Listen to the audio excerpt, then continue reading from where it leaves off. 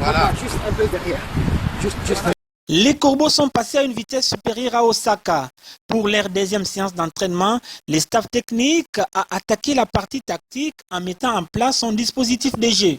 Sous une fine pluie, la séance du jeudi a été répartie en 3 parties. Un atelier foncier, tactique, puis les jeux libres avec appui sur les côtés.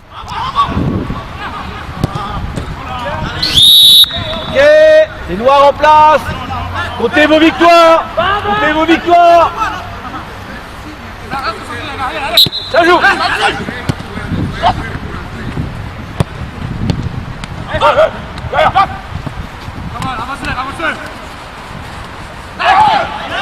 Bien défendu, c'est bien Sylvain, on est prêt, super. À 2 jours de son quart de finale, la séance du jeudi est bien capitale pour les derniers réglages. Alors, il fallait une adaptation, vous avez vu qu'on a fait beaucoup lors des entraînements déjà.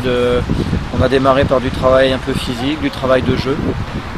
L'objectif était vraiment de garder le maximum de fraîcheur mentale et physique parce qu'on sait que c'est souvent ce qui fait la différence sur ces compétitions courtes. Les joueurs ont beaucoup joué cette saison, j'étais pas inquiet au niveau de leur physiologie, mais par contre il fallait qu'ils s'adaptent au climat. Il fait très froid, il y a une humidité également assez importante, et puis même techniquement, c'est pour ça qu'on a fait beaucoup d'exercices techniques de passes, d'enchaînement de passes au sol, pour que les joueurs s'adaptent à une surface qu'ils maîtrisent moins que le synthétique, et surtout par rapport à la chaleur et par rapport à ces terrains qui sont au contraire d'un terrain sec, qui sont vraiment au contraire très rapides. On a vu également beaucoup de problèmes d'appui, donc on va résoudre ça en allant dès demain acheter du matériel au niveau des chaussures, parce qu'on a beaucoup de joueurs qui ont glissé lors de ces séances d'entraînement.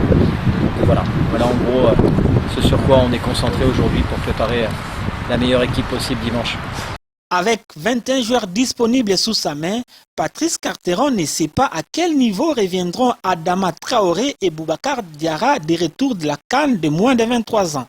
Donc on a préparé une équipe en pensant en ne sachant pas quand est-ce qu'ils allaient rentrer. Ils auraient pu jouer la finale de la CAN demain ou après-demain. Donc par rapport à ça, vous pensez bien qu'on avait anticipé également d'autres joueurs. J'ai aucune idée dans quel état de fraîcheur physique ils vont arriver. Donc on a encore du temps, on a encore 3 jours. Comme vous l'avez dit, ils arrivent ce soir. Ça nous permettra d'y voir plus clair. Ce sont 2 joueurs importants qui ont fait une grande saison avec Mazembe, mais les autres joueurs vont bien aussi. Donc on va vraiment encore se donner avec le staff les 2 derniers jours de travail pour voir où on en est. On fera par exemple demain des oppositions 11 contre 11 sur des périodes très courtes de 5 minutes, 7 minutes avec coup de pied arrêté. C'est à la fois intensif, mais il y a beaucoup d'enseignements. Je trouve qu'il y a vraiment cette semaine des joueurs qui montrent une fraîcheur physique et mentale assez remarquable pour certains d'entre eux. Donc bien évidemment, comme je parlais tout à l'heure d'une compétition très courte, il faut aussi également tenir compte de la forme du moment. Et pour l'instant, j'ai déjà pas mal d'enseignements. Maintenant, j'attends de voir dans quel état Adama et Boubacar Diarra vont arriver. Cependant, les 2 internationaux maliens sont arrivés ce jeudi à 22h30 pendant qu'il était 15h30 à Lubumbashi. Fatigués par les voyages Dakar, Bamako, Kinshasa, Addis Abeba, Ngwanzu puis Osaka, leur présence est hypothétique ce dimanche.